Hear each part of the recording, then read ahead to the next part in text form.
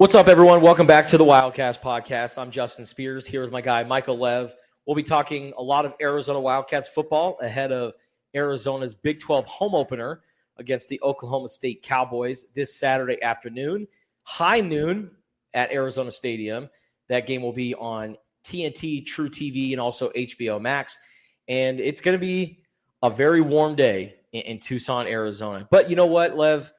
That's what the coaches want. They want that home field advantage. They want that home field advantage so much, Lev, that they are pretty much steering Oklahoma State in the direction of wearing their black uniforms because they just announced on Wednesday that they're going to be wearing their Sandstorm alternate jerseys, which is like an off-white. And, you know, when I first saw it, Lev, you even asked me, you're like, are those off-white unis? And I'm like, nah, those are just white unis. They just have the red jersey numbers. That's the only difference. And then the longer I looked at it, I'm like, you know what? And the fact that they're calling them Sandstorm uniform jerseys, like I feel like they wouldn't just call them Sandstorm jerseys just by putting red numbers on them. So I reached out to some sources, and sources got back to me and said, yes, those are in fact off-white unis. So Arizona's going to be wearing some cool uniforms, red helmets as well. And the Cactus Sunset logo is going to be on the helmet. Great look this week. But like I said, it's going to be a noon kickoff. The idea of Oklahoma State wearing black unis, maybe this is a psychological warfare for the Arizona Wildcats. Yeah, I mean, they could wear orange. That's another true. possibility. But either way, like in this situation, you want to be wearing the lighter color. And this is a new look for Arizona. I guess bone is what you'd call that kind of slightly that color that's between white and off-white.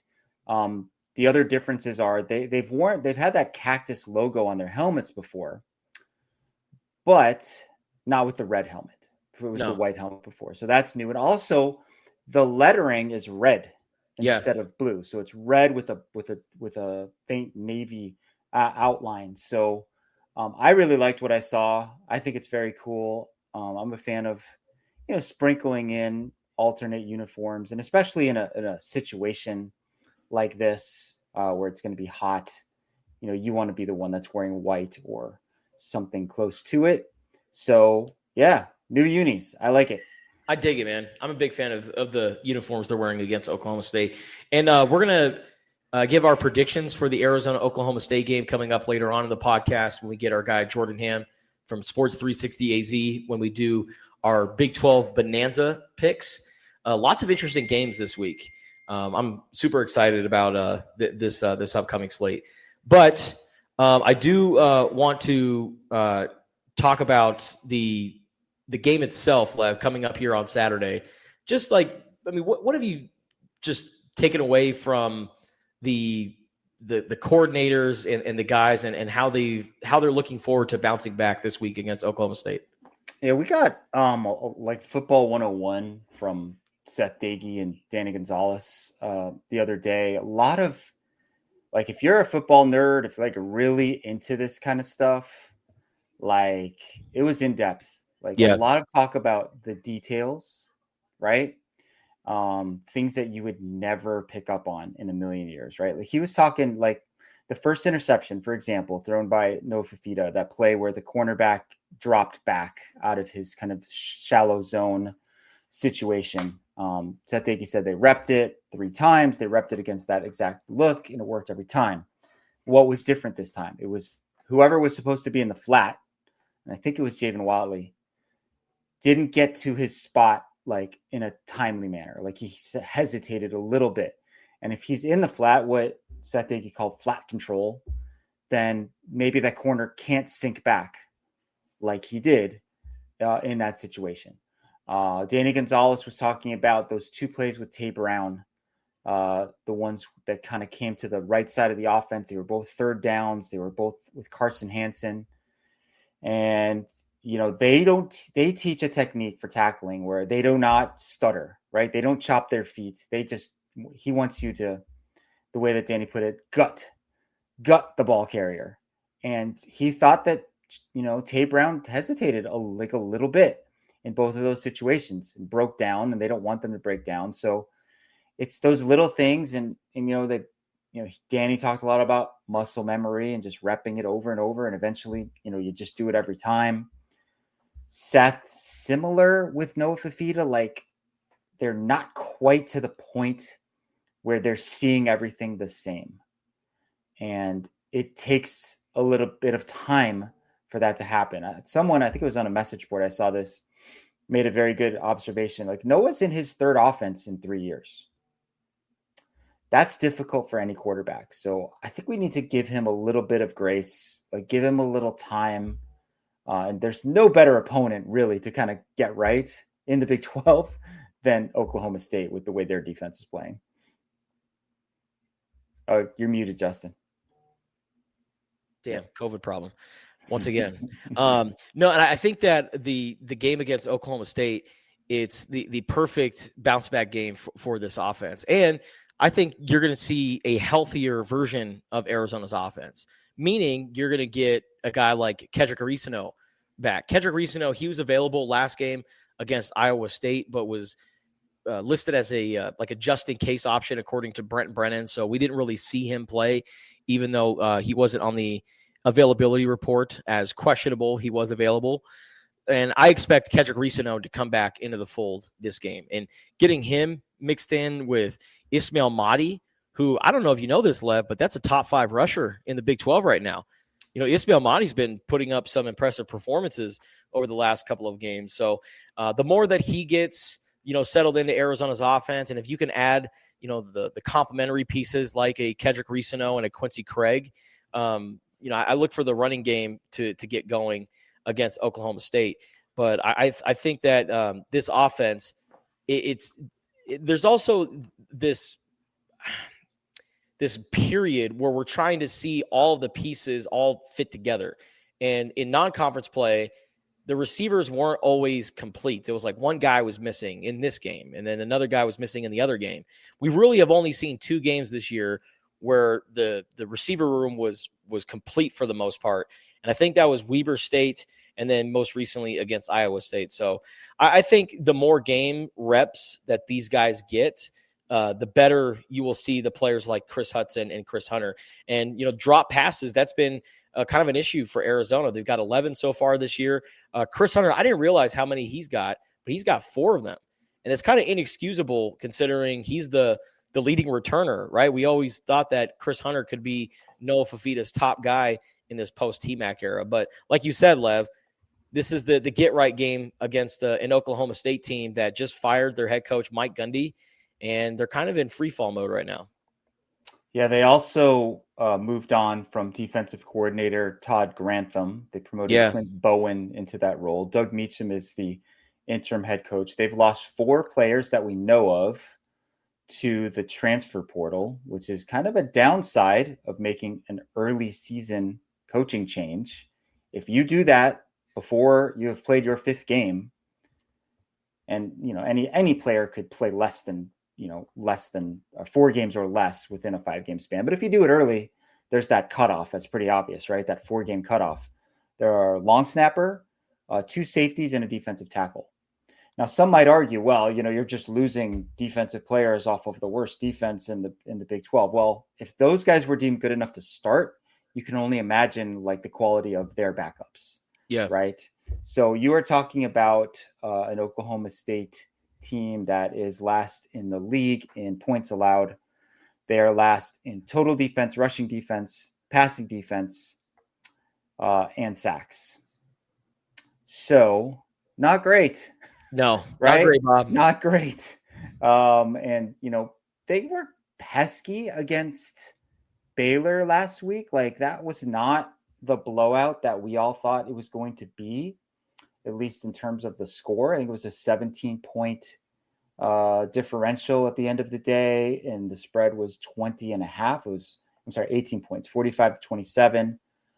But Baylor put up 612 yards in that game, right? Like if you're not putting up 35 plus points and 450 plus yards against Oklahoma State, then maybe you're the problem, right? So I think this is a game where Arizona is going to be able to run the ball.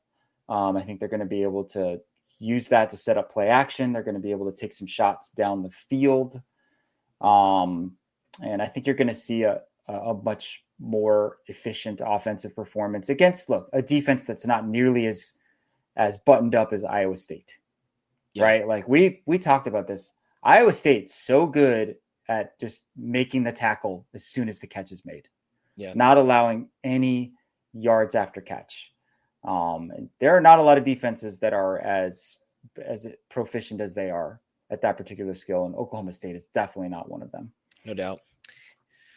And we're going to see a famous guest this weekend, Lev, honorary captain Rob Gronkowski in the house. I feel like Rob shows up for the date, like the situations where it's hot, right? Like a spring, like an afternoon spring game where like he's, get the water gun out and spraying down the Zona Zoo, and maybe he himself will be guns out, showing off the biceps. I could totally see that. Little bit of tight end usage for Arizona in the Iowa State game. We saw Sam Olsen. I wouldn't call it a breakout game by any means, but I think it was like 3 for 24 and a touchdown or something to that effect. So like not bad, not what we thought though. I think coming into the season, there's a couple things that I feel like we thought would happen more.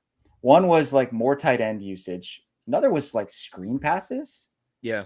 Whether it's running backs or wide receivers, like based on like what we saw in practice, I thought it was going to be screen pass palooza, and it just hasn't been, which is kind of interesting. But you wait. This is when they start to bust out the tricks or get more into that. I don't know. Are those even tricks? Like, to me, that's like pretty. Or I would say it's not even tricks. It's more just so getting into the bag more. Because Lev is right. Like we saw that a ton in training camp, and now it's been kind of non-existent. Yeah, PFF does track this. Okay, so according to PFF, 9.5% of Noah Fafita's dropbacks have resulted in screen passes. Okay, last year that number was 15.6%. The year before that, the best year of Noah's career, 2023, it was 18.4%. So I don't know. Maybe there's something to that. I mean, it does take precise execution to pull off those plays. A lot of it depends on like the defenses that you're getting and so forth. But, I just seem to recall that Jed Fish would utilize those bubble screens, right? As like kind of like easy money. Get the ball out of your hand really fast. Get it in the hands of your playmakers. Haven't seen a lot of that so far this year. And, look, they tried it last year and they were really bad at it. So maybe there's a little bit of scar tissue there. Yeah. But I thought they were going to do it more just because of getting the ball out of Noah's hands quickly. Like you wanted that because of kind of the uncertainty of the offensive line. So I thought that was going to be a big part of the game plan. But you know what, Lev? Speaking of the offensive line, I got to give them their flowers because I thought maybe they played their best game of the year last week against Iowa State. And I know Iowa State, they don't have a defensive line that, it's anything to write home about, right? I mean, I know Dominique Orange is, a.k.a. Big Citrus, is a big guy, and that's a big loss. I know he's banged up right now. There's a lot of guys for Iowa State that's banged up. It's like Arizona cursed the Cyclones because they're dealing with all sorts of season-ending injuries or injuries of guys that are going to be out for a while. But, I mean, the offensive line, I thought, did a great job. I mean, only, 2 sacks on the night against Iowa State, and then no holding penalties, no false starts in a rowdy environment. I mean, that's what you want to see out of your offensive line. So I thought, I was really curious how those guys were going to look in their first road game. I thought they passed with flying colors. And then when you look at the defensive line up front, in the middle of the field, those guys were awesome, right? Because Iowa State only had 2.7 yards per carry in this game. 2.4 maybe? Or 2.4. Yeah. So 2.4 yards per carry. I mean, offensive line and defensive line, and Danny Gonzalez said it. It's like it was one of the weirdest games ever because up front, Arizona did just fine and held up their own, but yet they lost by 25 points. Like, good enough. right? Like good enough maybe to even to compete, if not win. Like he said basically like if you had told me that their tight ends would only have 4 receptions, that they'd average 2.4 yards per carry, he would have thought Arizona would win 39-14. Right? So what happened? It was big plays. Right? It was like 6 chunk plays of 20 plus yards in the passing game. I don't know if Oklahoma State is capable of pulling that off. They lost their starting quarterback at the beginning of the season, so Zane Flores has been that guy. They did do something very interesting, though, in this Baylor game, and they incorporated Sam Jackson V as a sort of multi-purpose, like Swiss Army knife kind of player. He was a quarterback at Cal during one of his many stops in college football. He threw 3 passes in that game, threw 4 passes, completed 3 for 46 yards. So something to keep an eye on. I mean, Oklahoma State is in a situation where they've got nothing to lose at this point, right? Like coaches are trying to make sure they have jobs next year, and players are trying to put out good tape, whether that's for the next coach at Oklahoma State or some future destination elsewhere in college football, right? So sometimes those teams are a little bit dangerous. Like they have no pressure on them whatsoever other than to go out and take, lay it all out on the line, shove all the chips to the middle, whatever cliche you want to use. They will be playing free and easy out there. And Arizona, I remember the game after they fired Mike Stoops. Now, this isn't the game immediately after firing Mike Gundy, right? They played that Baylor game. But sometimes those teams just get a spark and they, pull one crazy win out of their ass. Like, that Arizona year or that 2011 season when they fired Mike Stoops. And the following week, Arizona is playing against UCLA on national TV, and Arizona just clobbered UCLA. That was the game that had the fake referee that came out in the middle of the field and took the football and started streaking, and then incited a brawl between Arizona and UCLA. But, Arizona, they weren't expected to go out and win that game, and they won that game pretty easily. And then later on that season against ASU in the Territorial Cup, they went out and beat the Sun Devils in Tempe with Bryson Burney as the backup quarterback, filling in for Nick Foles late in that game. So, yeah, sometimes these teams, they just come together at the right moment and pull off a win that they shouldn't have. And that's why I say this game is very dangerous for Arizona because, if you look at that spread, Lev, 20.5 points, Vegas thinks that Arizona is going to come out and just smoke Oklahoma State. And I'm sitting there like, I don't think so, man. Something tells me that Oklahoma State, they're like you said, they're going to put their chips on the table and they're going to show some fight in this game. So here's a quote from Doug Meacham from after this last game that they had against Baylor.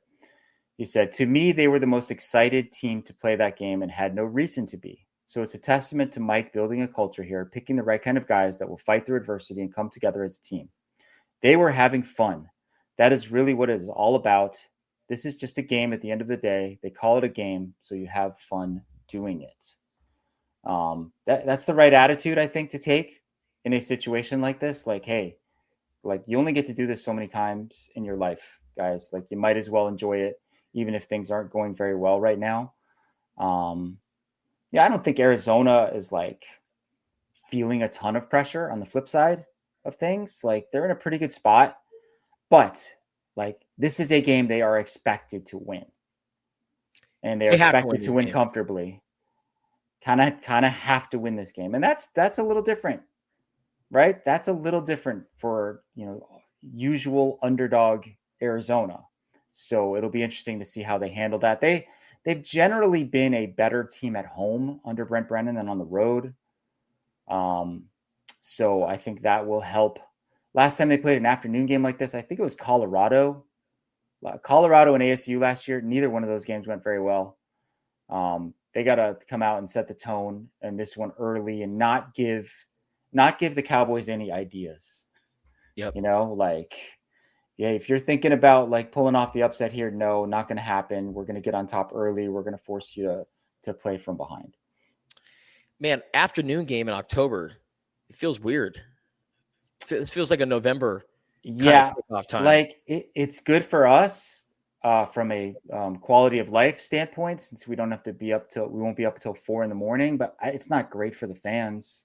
No. I don't think, having to be out there in the sun. So everybody, make sure you hydrate, make sure you protect your skin, sunblock, hats, all that good stuff. And enjoy Rob Gronkowski, which, by the way, I very interesting for Hispanic Heritage Game that they brought in the guy that famously said "Yo soy fiesta," which is amazing, man. Yeah, I mean, Rob he's a man for all people. He's the best. Yeah, he's the absolute best. All right, so we're gonna have a deep dive into the Arizona-Oklahoma State game coming up later on in the podcast. We'll have our score predictions and break down how we think that game is going to go. Let's get to Big 12 Bonanza. And here joining us this week is Jordan Hamm from Sports 360 AZ. So, Jordan, I always love seeing you on the podcast. We always appreciate having you on. But I got to say, what you did last week was just an absolute masterpiece. Thank you so much for that. Of course, man. I think my schedule didn't allow it, and I think I spent more time writing that than I did actually being a part of the podcast. So. It was great. Lev, what was your favorite part of that? Yeah, staged all the stage directions. I'm like, what is going on here? Like, we're supposed to have props, costumes, like all kinds of stuff. Here's what I want to know something from Jordy. Are you going to be going to London in 2026 along with the Arizona State Sun Devils? I sure hope so. I am already jockeying with Brad on like, hey, let's get this travel budget figured out so we can get out there. And there's a bye right after, so maybe there's a little bit of a European vacation that could get built into that. So yes, that's been in the works the past couple of weeks, but now that it is official, definitely really excited and hopefully can make it out there. Yeah, for those who don't know, Arizona State is going to be facing Kansas at Wembley Stadium. I think it's September 26th of next year. Jordy, do you have a passport? I do. It is active. I currently don't have the updated like Arizona ID, so I actually use my passport a lot now to go through the airport. Had a little bit of a panic moment a couple of weeks ago trying to find the passport, but now it is properly stowed away where I should have it. So yeah, you got to put that in a safe spot and kind of know where that is. But what do you guys think of the Big 12 branching out in this manner? There's definitely some people who are like, does college football really need to do this? It's so tribal, like it's always kind of at its best when it's at a home stadium with a home environment. This isn't the NFL. Like, why do we as a sport of college football need to do this? But I feel like the NFL also got criticism when they started doing that, right? Going over into Europe. But they're a singular corporation. Yeah. Like, and maybe the Big 12 views itself that way.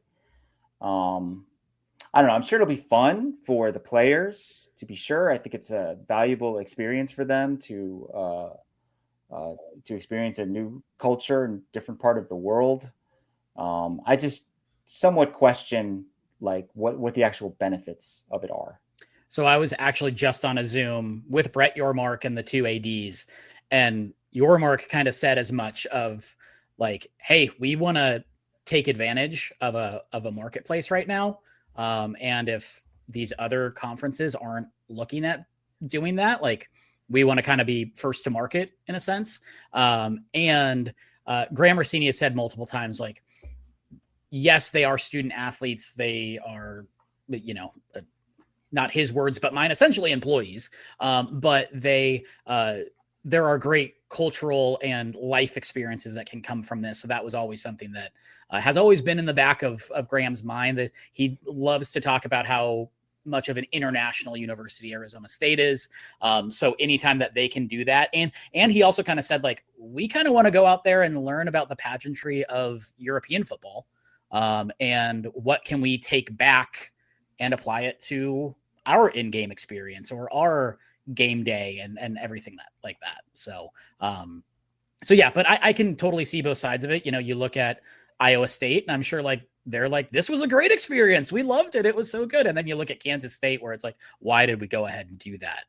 So it can be twofold. And it's interesting because it's going to be like week 3 for these teams. It's not a week 0 game. ASU does have a bye right after. So that does kind of help with some of the wear and tear that may come with it. But it was also one thing that your market was like, we want to try new things. And if it doesn't work and it sucks, and we have proof of concept after probably 3 times that they do this, because TCU is going back to Ireland here as well. We'll can it, but right now they see some benefits for it. There's a reason why there's a large contingent of Jaguar fans in London. It's because they keep going back over there. And so if the Big 12 can set up roots over there overseas, I'm not saying throw out the same team every single time. Of course, they're going to change up the teams, but why not create college football fans in London? I feel like you could only gain rather than lose in this situation, in my opinion. All right, so on to the Big 12 Bonanza for week 6. We all did pretty well last week after Jordy and I especially struggled big time the previous week. So against the spread, Jordy and Justin were both 4-4. I was 5-3. For the season, it is a very tight race. Justin is 21-18. Jordy and I are both 20-19. So one game back.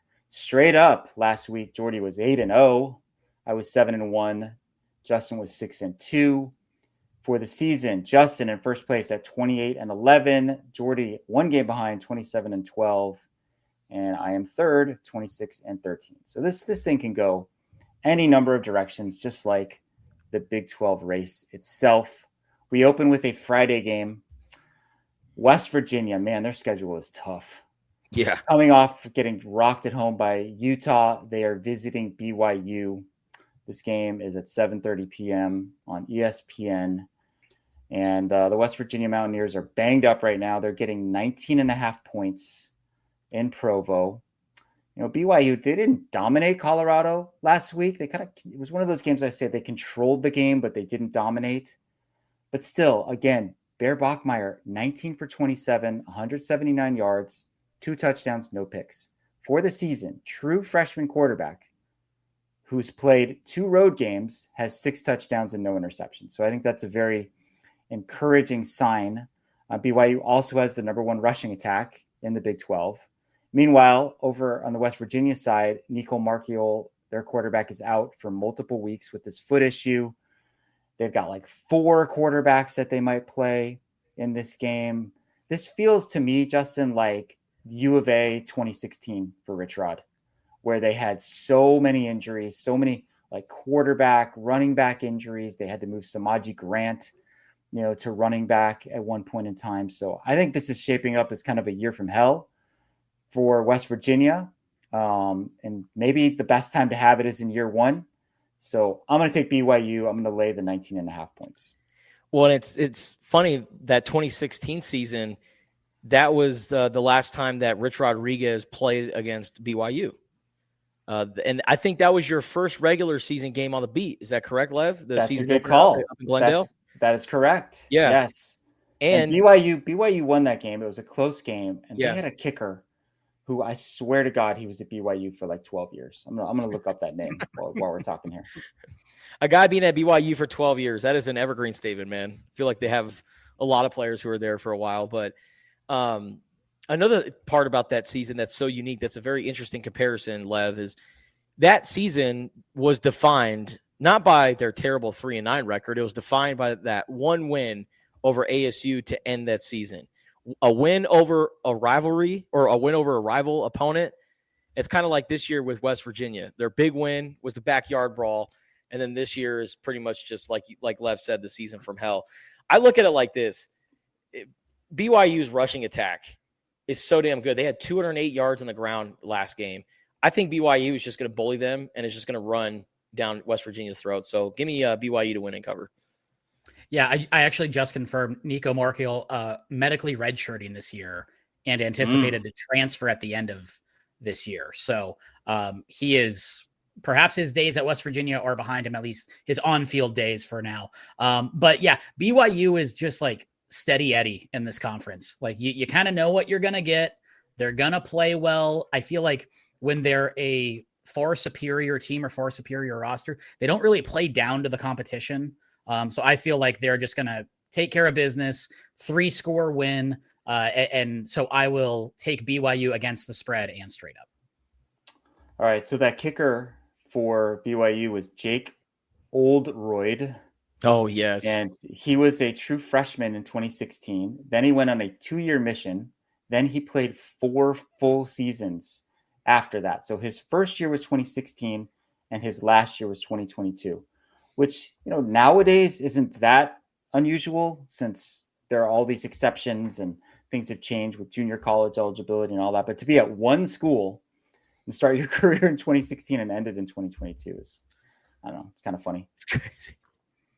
That's a 7-year span. All right. So moving on to Saturday's slate, we have a total of 6 games on Saturday. We'll start off with Kansas State at Baylor, which some reason or other was relegated to ESPN Plus in the 9 a.m. window. Baylor is at home, and Baylor is favored in this game by 6.5 points. KSU finally kind of got off the schneid last week against UCF. Banged up UCF quarterback situation in that game, and we'll get to that a little bit later. I think the biggest difference for them in that game, Kansas State that is, 205 rushing yards. And they got Dylan Edwards back, huge difference maker for them, 166 yards on the ground. Avery Johnson, they got him going on the ground as well. Baylor, as mentioned earlier in the pod, didn't blow out Oklahoma State last week, but they did accumulate 612 yards of total offense. Sawyer Robertson is number 1 in the nation in passing yards and passing touchdowns. So we know that this team can score. I just have a weird feeling about this one for whatever reason. I feel like Kansas State kind of figured some things out.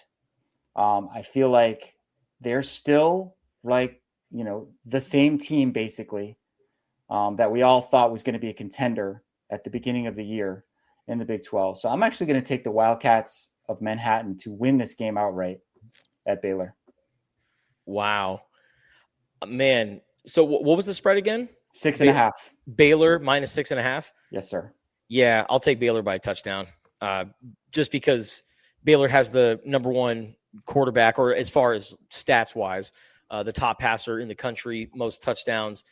Man, they put up a ton of yards and a ton of points. And Kansas State, it's not a good team. So even though that Dylan Edwards is back and they desperately need him, I still think that there's still some problems with K-State. So give me Baylor to win and cover. I think all of these Baylor games, if they're going to be wins, they're going to be like Dirk Cutter wins, where it's just like so many points, give up. You score a lot of points and you give up a lot of points. But I'm going to take Baylor in this one. I feel that I feel more comfortable with the Baylor offense than any side of the ball for Kansas State. So I'll just take kind of the more sure thing and win by a touchdown at least over Kansas State. All right. So I guess similar to Arizona's cornerbacks, I'm out on an island, and I kind of like being out on an island. I'm good with that. Hey, just by the way, with Kansas State, Gunnar Maldonado had a really good game. He did. Last week, he had an interception. He had 2 pass breakups. For whatever reason, Gunnar just kind of eases his way into the season sometimes. And so maybe he's going to have a good hot streak here the rest of the way for his 3rd Wildcats that he's played for in college after starting his career at Northwestern, continuing at Arizona, and now at Kansas State. Maybe he's got an extra year of eligibility and go to Kentucky. He's got a type, clearly. He does. Okay. Now, the other 9 a.m. game is super interesting. This is Iowa State at Cincinnati. Iowa State, as we know, undefeated, ranked in the top 15. This game's on ESPN2. And it is the Bearcats of Cincinnati who are favored in this game by 1.5 points. Now, why would that be the case? Well, Iowa State's really banged up on the defensive side of the ball. They've lost their top 2 cornerbacks for the season, Jontez Williams and Jeremiah Cooper. Also, Dominic Orange, the big nose tackle, is banged up as well. So those are issues against the Cincinnati offense that ranks 2nd in the Big 12 in scoring, 39.5 points per game. I think that Brendan Sorsby might be the most underrated player in the conference and one of the most underrated players in the country. He has a 10-1 touchdown to interception ratio, 69.2% completions. He also has the most rushing yards of any quarterback in the Big 12 at 227. They went to Kansas last week and won a crazy back and forth type of game. That's very classic kind of Big 12. There was a 1,200 combined yards in that game. It was sort of like whoever has the ball last is going to win. And indeed, Cincinnati scored the winning touchdown with 29 seconds left. I say the Bearcats keep it going and they win this game. There's a reason that Vegas does what it does. There's a reason that Cincinnati is favored. So I am going to take Cincinnati to win this game and cover that 1.5 points. Yeah, give me Cincy as well for all the reasons that Lev just said. The injuries are big. I mean, losing Jeremiah Cooper for the rest of the season is big. I know that they played without him on Saturday and did just fine against the Arizona Wildcats, but Jontez Williams was a guy who came down with one of those interceptions. Dominique Orange, I mean, he was a guy that can really help out stuff the run and stuff the lane. So not having those guys available, that's big. And so I feel like with a running quarterback like a Brendan Sorsby, I feel like if they get into a lot of third and short situations and Sorsby can pick up some first downs with his legs or create some play action, just create something that kind of keeps the defense guessing a little bit, then I think Cincinnati will figure out a way to control time of possession, control the clock. And I'm going with the Bearcats to win this game and pull off I guess it wouldn't be an upset. They're favored to win this game, but they're not ranked, and Iowa State is. So I consider it an upset. I thought I was going to be unique and be the one that picked Cincy, and we're all three in alignment here. When you have one cornerback go out, you're testing depth. When you have two cornerbacks go out, you better have some really good depth and guys that are ready to play. And I just don't know if Iowa State has that. And like both of you said, Sorsby is kind of one of the worst guys to have come in when you have questions at the cornerback position. So I'll keep it simple and just go with the Bearcats. Yeah. So one other note about Cincinnati, really good in the red zone. They are second in the Big 12 in red zone touchdown percentage as an offense, and they're first in red zone touchdown percentage as a defense. So I think that's a big deal. I would also say like the absence of Dominic Orange was kind of evident last week because Ismail Mahdi ran the ball pretty well. Yep. Right. And we didn't necessarily expect that to happen. So, you know, we're a pro Cincinnati podcast, it would seem here.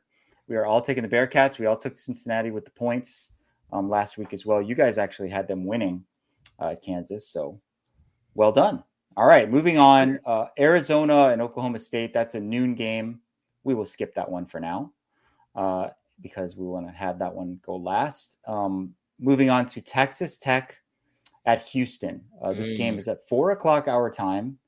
It is on ESPN, and Texas Tech is favored on the road by 11.5 points, which is understandable, right? Looked awesome against Utah. Dominated that game, coming off a bye. So they're well rested. Houston probably should have lost that weird game at Oregon State last week. They were down 24-10 in the fourth quarter, scored 2 touchdowns in the last 6 minutes, 1 in overtime. A couple emerging weapons for the Cougars, some transfers. Amari Thomas at wide receiver, kind of looked like Anquan Bolden in that game to me. From UAB, he had 6 catches for 104 yards. Tanner Koziel, tight end from Ball State, has 23 grabs for 234 yards and 2 touchdowns on the season. So they've really beefed up their roster. I think the biggest headline for Texas Tech coming into this game is Baron Morton is expected to start at quarterback after getting hurt during the Utah game. Will Hammond came in, and the offense was actually better with Will Hammond. So this is an interesting decision by Texas Tech. I understand, you know, Baron Morton's your guy. I just feel like this is a weird spot for the Red Raiders. Not as nearly as much hype as that Utah game. I don't put too much stock into Houston's trip to Oregon State. I'm sure they did not give the Beavers their full attention. It's a long trip, Friday night, all that kind of stuff. So I'm going to take the points here with Houston. Texas Tech wins the game, but 11.5 is too much for me. So give me the Red Raiders to win and the Cougars to cover. Yeah, I think 11.5 points is just a little bit too much. But time's up, Cinderella. Houston, they got to get their first loss of the season. I mean, if you look at the teams that they have played, I mean, Colorado, not really a good team. Oregon State, they're a really bad team. But something told me Friday night in Corvallis, weird stuff happens up there. And so I felt like Oregon State was going to keep that a close game. And so, Houston, they're a really good team, but Texas Tech, in my opinion, is the standard of the Big 12 right now.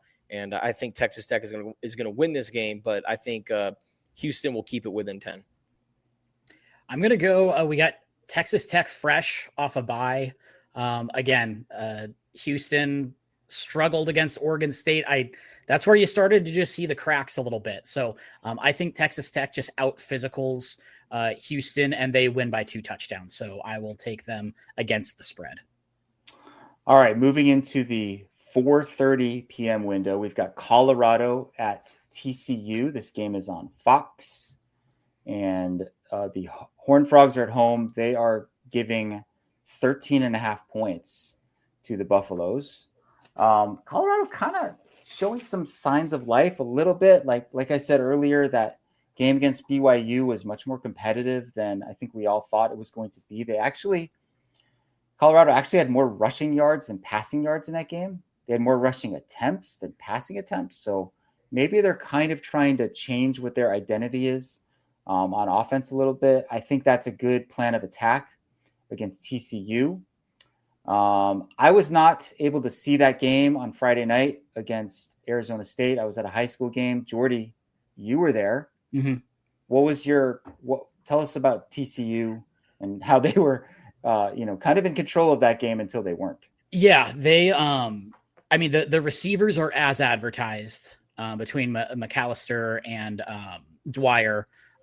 There were a few plays where it was just 3rd and longs. And if Hoover has time and can step into a throw, they can get chunk play after chunk play. Even with their top running back out, I think the running backs did pretty well. Great adjustment by Arizona State to, kind of slow that down. They got a quick strike, Sam Levitt to Jordan Tyson to get him on the board. And then very quickly it was 17-14. And then it was just this back and forth. In terms of TCU's defense, I don't know how much of it was an issue on ASU's side and how well TCU was playing, but especially their red zone defense, they are a stingy group. They will fight you until you are in the end zone, where they were able to kind of shut the door a couple of times. So I think they lost to a good ASU team on the road. But I think they're very much still in the middle of this, and on any given day could take out a team. Some unfortunate turnovers on the TCU side that really kind of helped get ASU back in the game. But I do still really like this Horned Frog team, and we'll see how they react, after a tough in-conference loss. They did well after their first loss of the season. And they've played a really tough schedule so far too. So that's something to jump in. So in terms of my pick, I'm going to go TCU and for them to cover. I think it's going to be a good bounce back game for them. The offensive line struggled in the back half of that game, and I think they're going to respond against a slightly different defense going from ASU to Colorado. Yeah, I thought Caden Salter, their new quarterback, Colorado's quarterback, that is, I thought showed some good stuff. Was 11 for 16, had a touchdown pass in that game. But this game is in Fort Worth, right? So being in Fort Worth, being at Ammon Carter Stadium, TCU is a very, very tough team to play in Fort Worth. So I'm going to go with the Horned Frogs to win and cover. Yeah, I'm going to take the points in this one, TCU to win, but Colorado to cover. The aforementioned Eric McAllister went out early in that game against ASU, and he is not expected to be back this week. So they're missing one of their weapons. Not every team has a pass rush like Arizona State. I think they had 6 sacks against Josh Hoover. ASU is number 2 in the nation in sacks. Colorado certainly does not have that level of pass rush. But I just think it's too many points for me. So I'm going to take the 13.5 and take the Buffaloes to keep it relatively close. But TCU wins the game. One more note on Colorado, by the way, they have 12 red zone attempts in 5 games. And this was a big stat for Arizona last year. Their offense was so inept that they barely ever got into the red zone. So just something to monitor when it comes to the Buffaloes and their ability to move the football on a consistent basis. All right, we have one more game in the 4:30 window, and that is Kansas at UCF. This game is on ESPN2. Kansas is favored on the road by 5.5 points. As mentioned, that game against Cincinnati was a Big 12 classic, back and forth, 37-34 final. One team had 603 yards, the other had 597 yards. And Jalen Daniels was 19 for 28 for 445 yards, 4 touchdowns, and no picks, and they lost, which feels like it's hard to do, right? Also, Emmanuel Henderson, the transfer from Alabama, like that guy, looks like could run, win the 100 meters in the Big 12 track and field championships. Like he is an absolute burner. He had 8 catches for 214 yards and 2 touchdowns in that game. He also has a kickoff return touchdown this season. On the other side, with UCF, Taven Jackson went out of that game against Kansas State last week. He was seen on the sideline in a sling with his left arm, his non-throwing shoulder. And then he ended up coming back into the game, which is very unusual. I haven't seen a left shoulder quarterback injury situation like that, Justin, since Territorial Cup in 2017. You know what I'm talking about? What happened to Khalil? He got hurt. Teed you up for that one. So Taven Jackson, his status is up in the air for this game. Ja'Cory Brown, the backup, he got hurt too in that game. So to me, this is the easiest one on the board on Saturday anyway. So I'm going to take Kansas to win and cover. The spread that we have is 5.5. I think they can easily win this game by a touchdown. And there's probably a feeling in that Kansas locker room like, hey, like we cannot let this season slip away, right? Like we're better than we've shown so far. We're 3-2. Like this is a game they got to win. So I'm taking the Jayhawks. Who do you feel better about bouncing back in this game? Well, I look at one of these teams and they're healthier, right? And that healthier team is Kansas. UCF, unfortunately, they're still dealing with the emotions of losing the offensive line coach, Sean Clark. I mean, the fact that it was the first game after the passing of their offensive line coach, right, was this past week. So I think now that they're back home, the emotions are, they're still grieving, but it's definitely, the emotions aren't as high as it was last week. It wasn't as fresh, right? But, at home, UCF, they outscore their opponents 119-26 this season. And so, giving up 8 points per game, 8-9 points every single time they're at home, that's encouraging. But KU, I think right now they're the hungrier team and they're the healthier team. And I think that's why they're going to win and cover. Yeah, I think last year, you can look at how close they started 2-5, Kansas did. But a lot of those games came down to like the last possession or, one key moment. And so just to kind of echo, hey, let's not let the season get away from us here. This is one where the other side's not all that healthy. You can take care of business, pretty easily. Jalen Daniels, 16 touchdowns, 2 interceptions on the year. He's hit 7 different receivers for a touchdown. 5 of them have multiple touchdown receptions. So he is just spreading the ball around. It's not just one guy that is really driving the receiving game. So I think that's really dangerous. So I think Kansas is going to take this and win by well more than 5.5 points. All right. That leaves the last game on our board as Barkley, or one of Justin's dogs, chimes in with his opinion on this one. This is Arizona against Oklahoma State. This game is at noon, and it is on TNT. And Arizona is favored by 20.5 points in this game. And our colleague Brian Peterson looked this up. He's got a database, and he said it was the biggest spread in which Arizona was favored against a Power 4 opponent since Oregon State in 2017. And I think he said the spread was 21. They actually ended up winning that game by 21. That was in the midst of the Khalil Tate, amazing October run that he had. But unusual position for the Wildcats to be in. Justin and I, we talked about this game aplenty earlier. Oklahoma State has no pressure on them whatsoever. Like, it's just go out and have fun and put up some good tape, and maybe we try to get a win. Salvage some good vibes for this season with interim head coach and new defensive coordinator and all that jazz. Meanwhile, it's a game that Arizona is expected to win, which is an unfamiliar position for them. So I just feel like 20.5 it's just too much. I just cannot go there quite yet.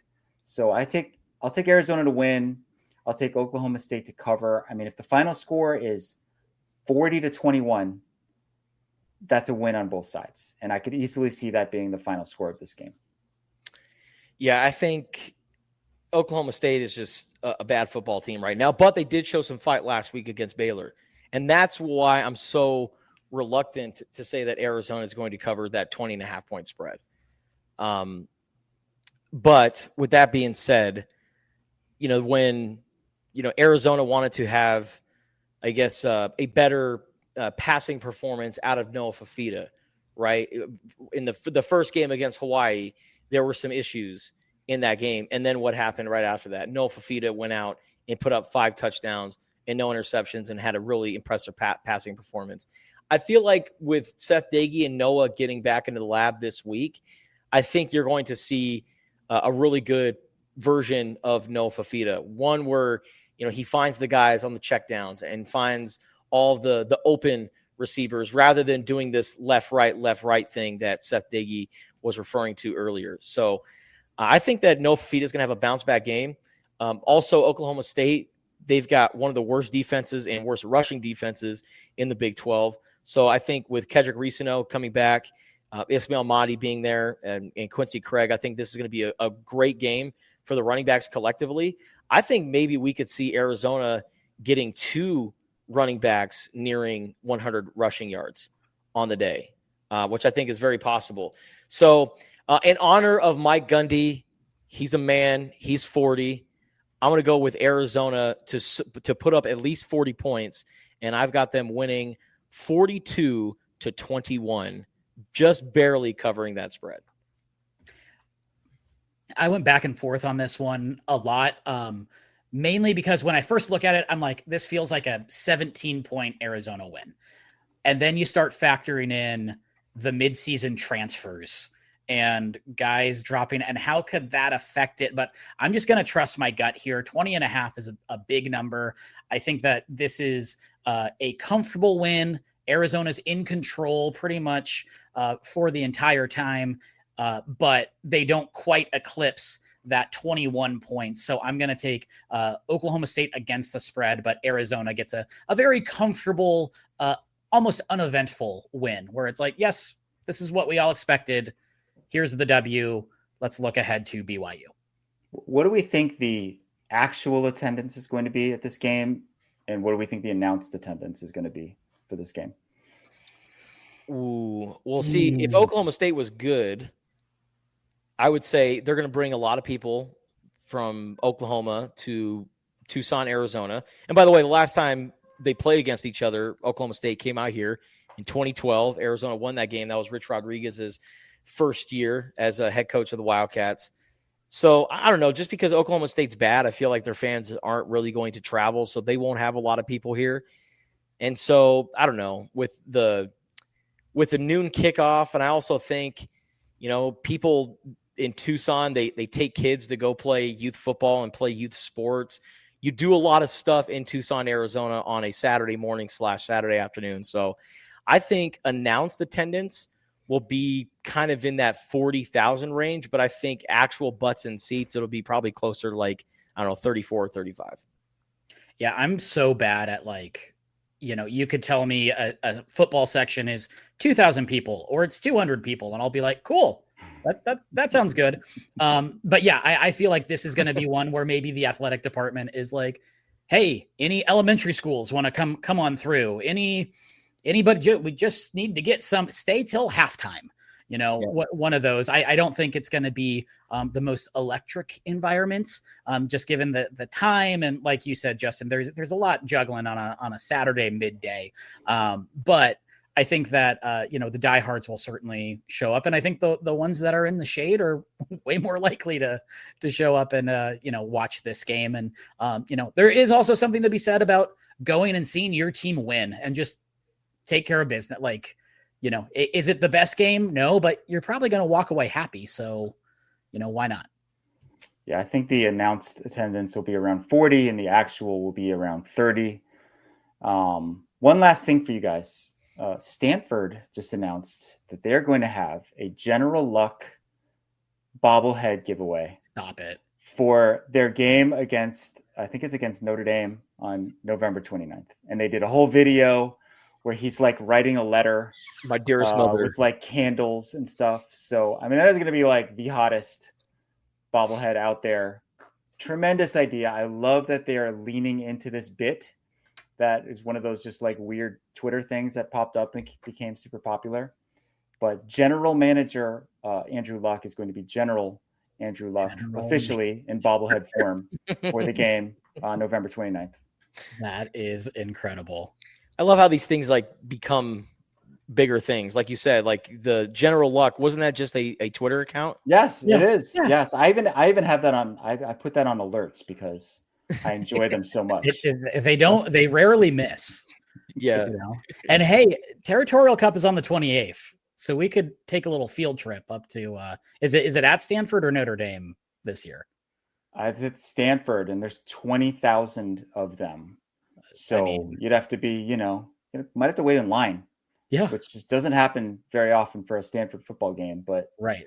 Then again, if there's a place where your odds are okay, it's Stanford. That's a good point. That's a good point. I have a feeling that's going to be a pretty good crowd for that one. So, who's had the best bobblehead ever? And why is it the Yankees with George Costanza? That one's pretty great. The Chipper Jones ATV rescue one was pretty great. Did you guys see that one? No. So when there was like a winter storm in Atlanta, there were iced roads, and in other parts of the country it was like that's all, but it like shut down the entire city of Atlanta.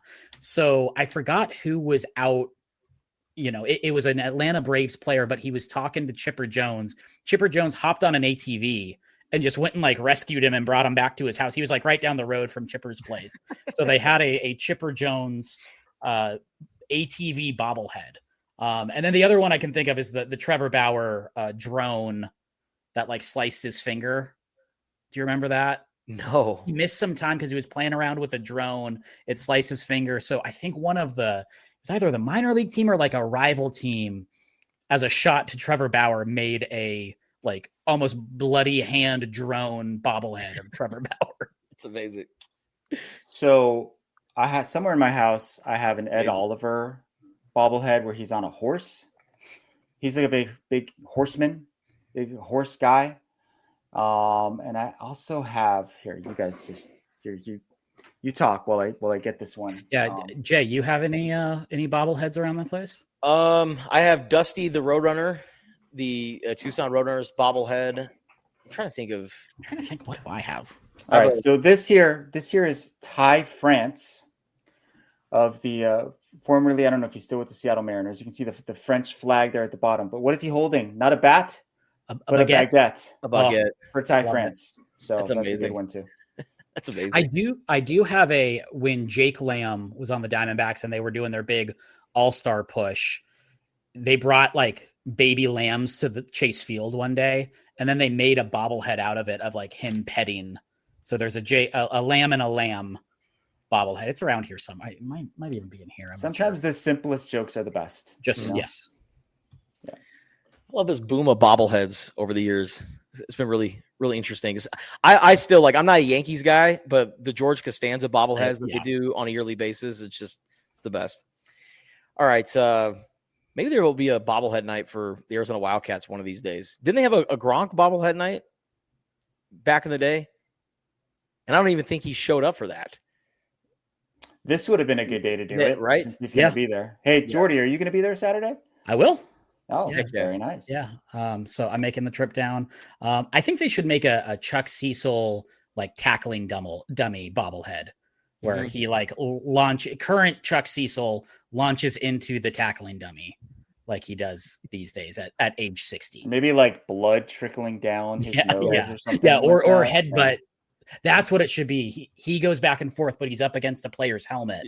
That's The bobbling is a headbutt. Oh, that's Yeah. good. Yeah, that's very good.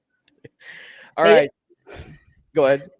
Just Arizona Athletics, you can just send us a marketing check whenever you want, and we'll just keep coming up with these ideas.